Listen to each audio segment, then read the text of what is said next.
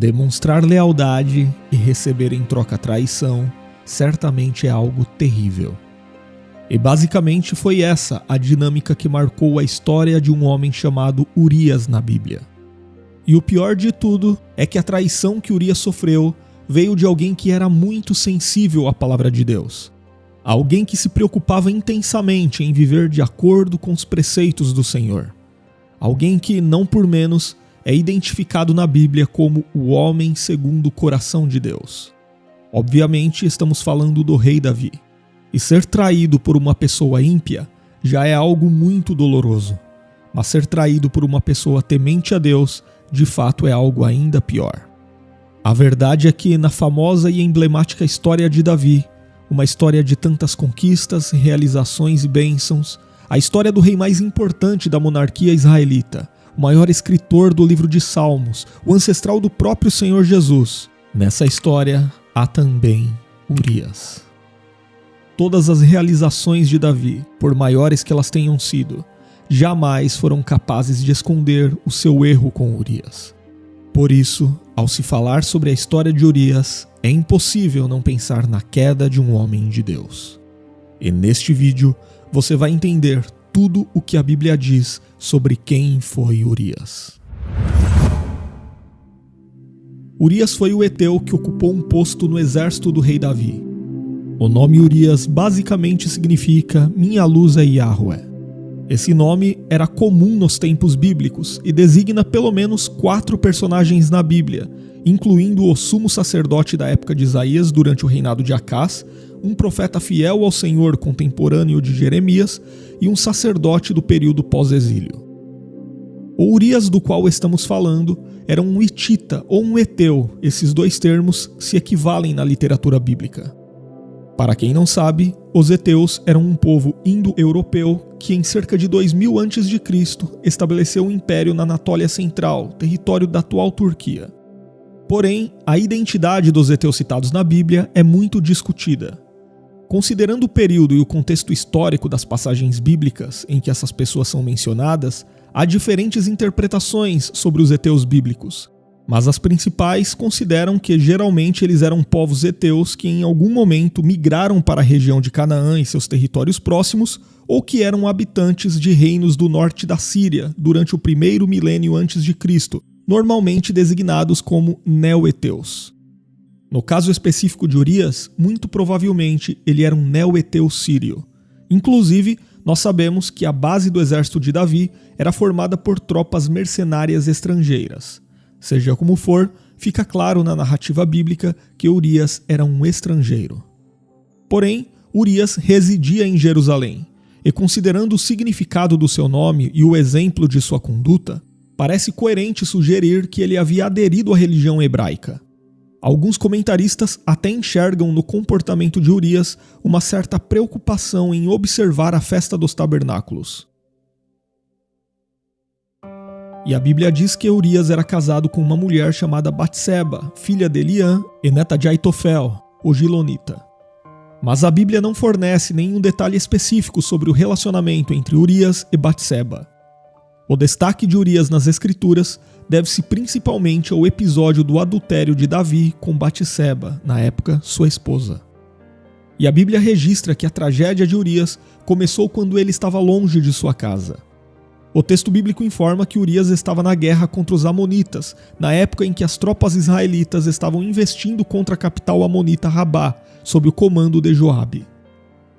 O rei Davi, que não estava na guerra, numa tarde enxergou do terraço do seu palácio uma bela mulher se lavando.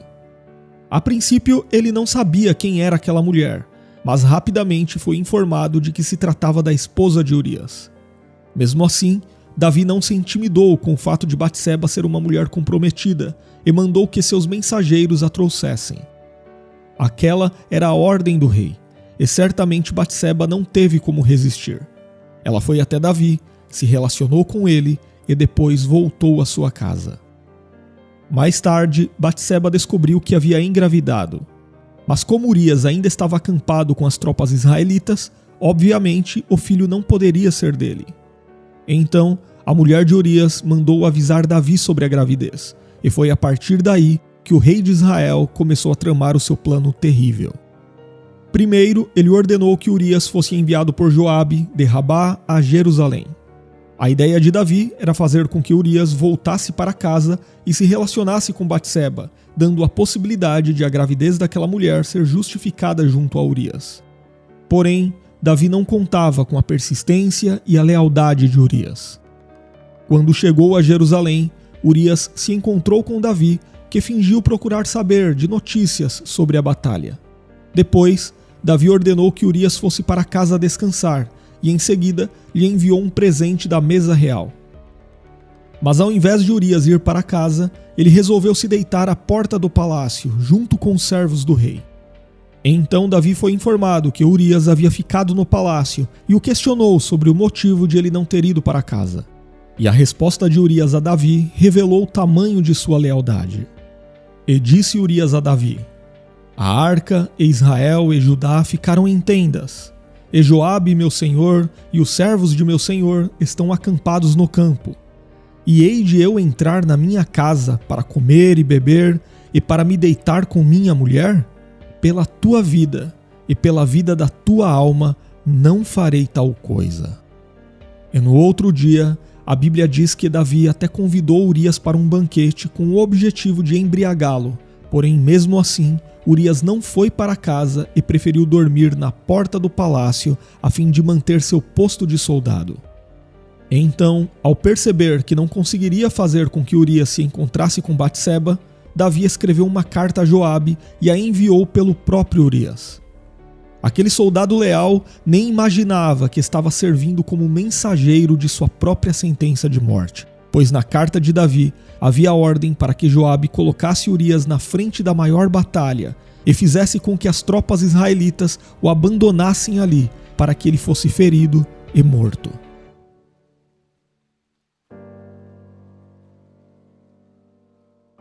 O plano de Davi deu certo, Joabe seguiu suas instruções e Urias morreu na batalha.